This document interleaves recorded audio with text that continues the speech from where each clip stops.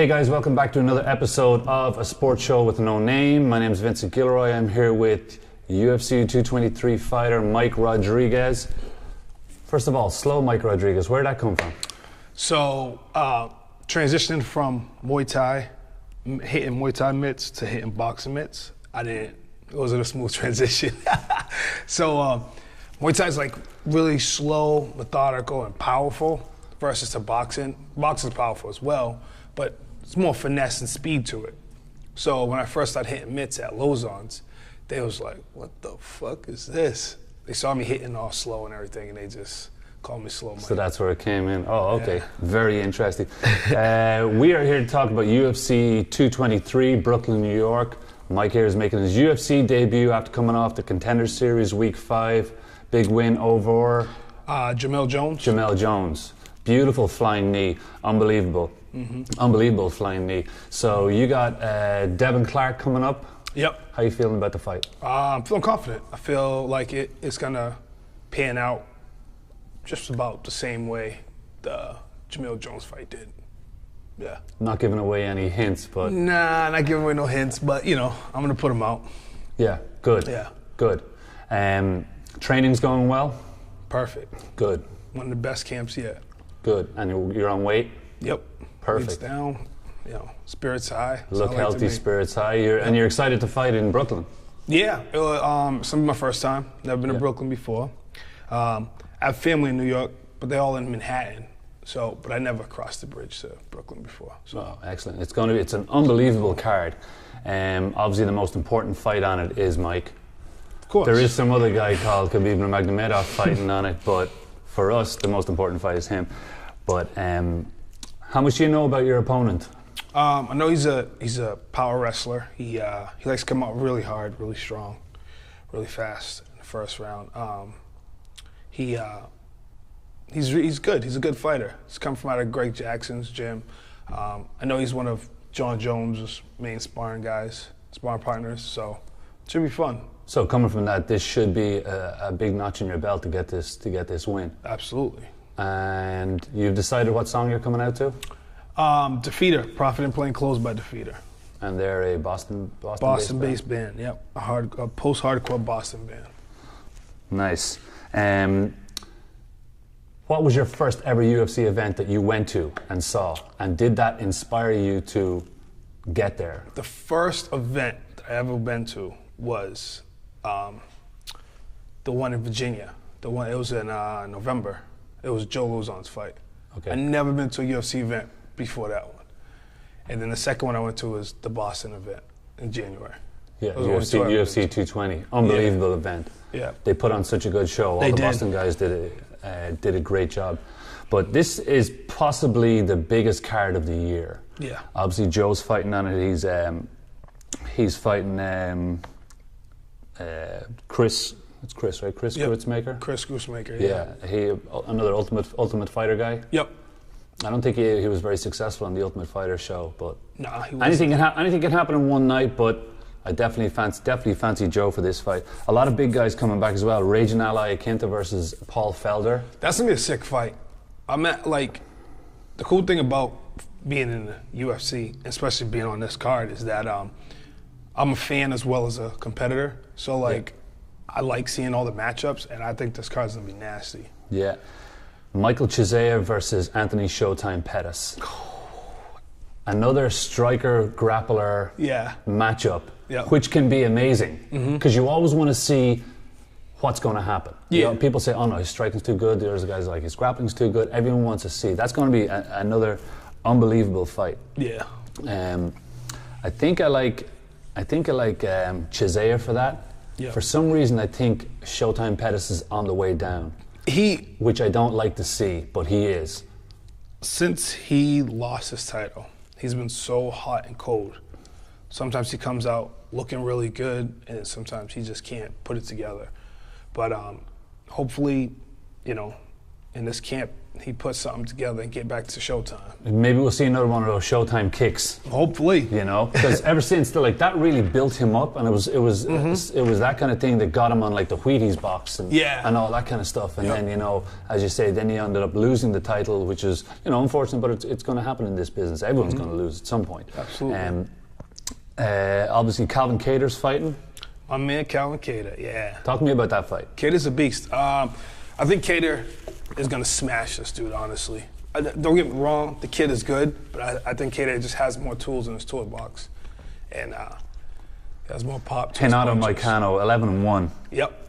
You know, he's definitely something to be, you're not going to... Yeah, he's ranked, I think, number 11 or something like that. Yeah, he's 11, Calvin's 13. Yep. So that's going to be a very interesting fight.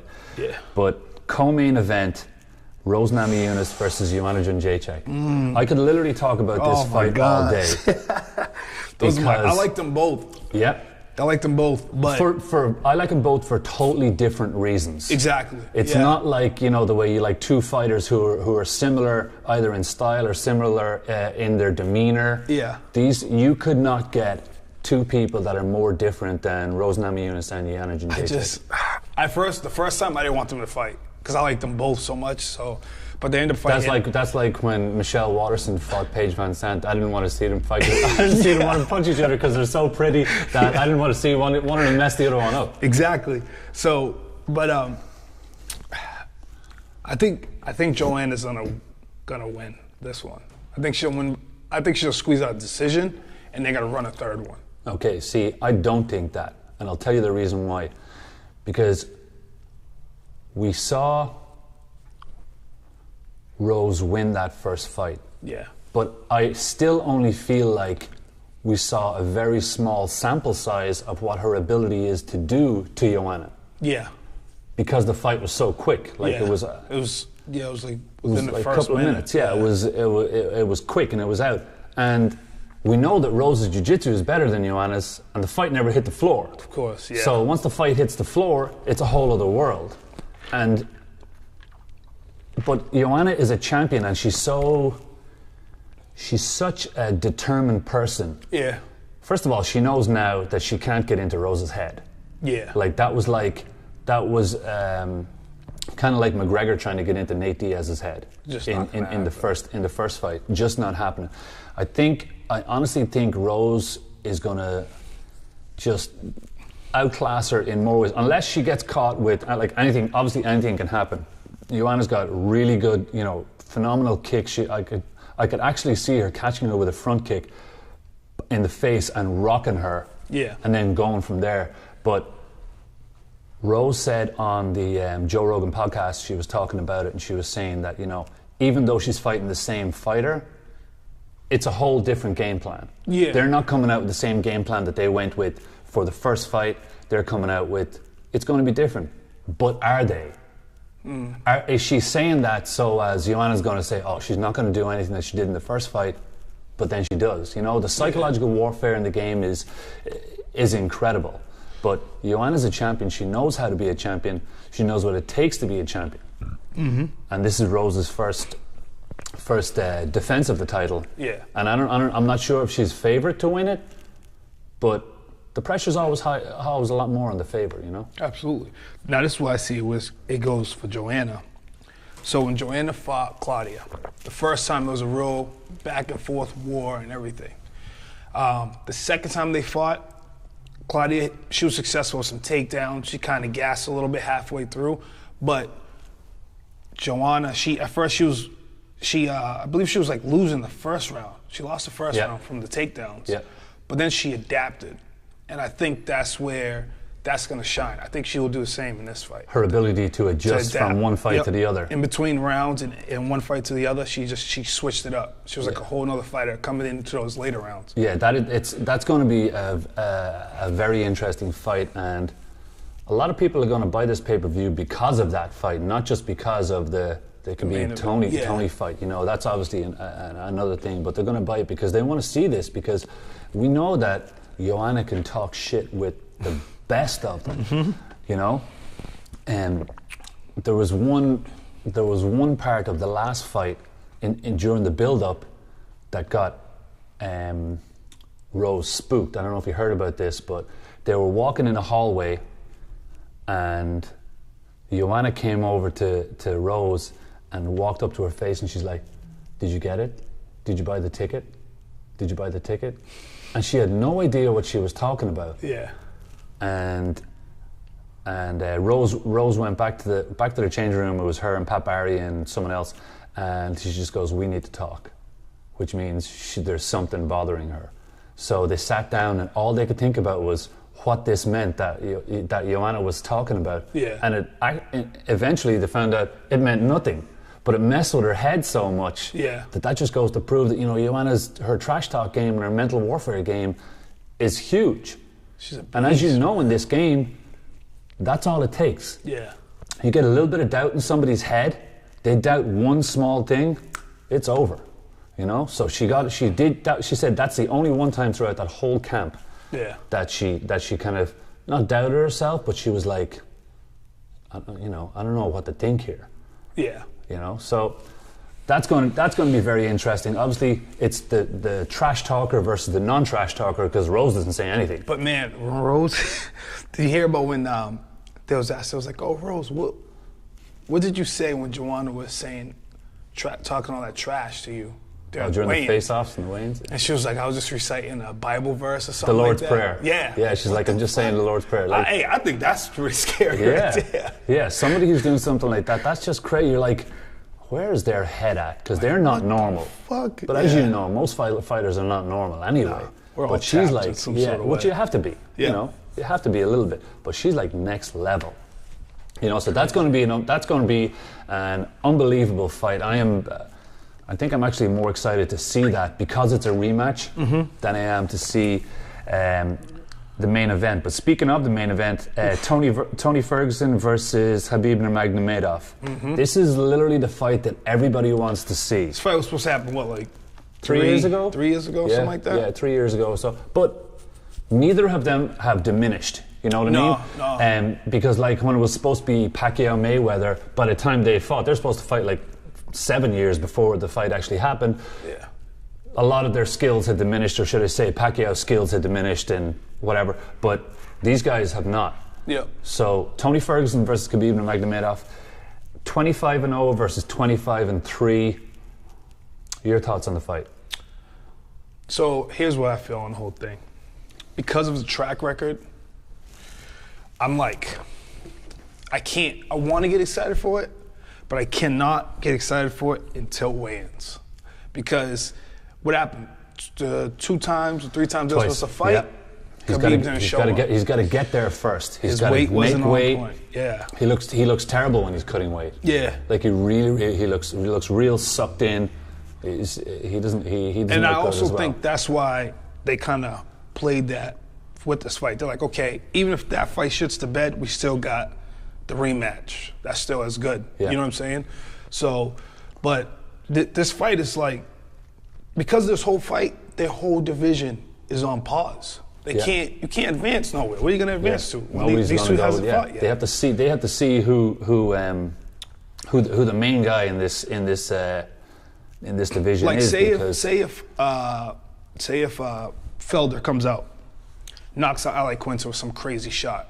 I think he's also on a win streak right now, if I'm not mistaken. Yeah. So he goes and knocks him out with some crazy shot. What is there next for him to do with these two still blocking up the division? Yeah, and Paul Felder's not even ranked. Ali Quinter's ranked number 10. Same thing. If he turns around and he wrecks Paul Felder in 15 seconds, where is he to go if this fight doesn't take place? So it's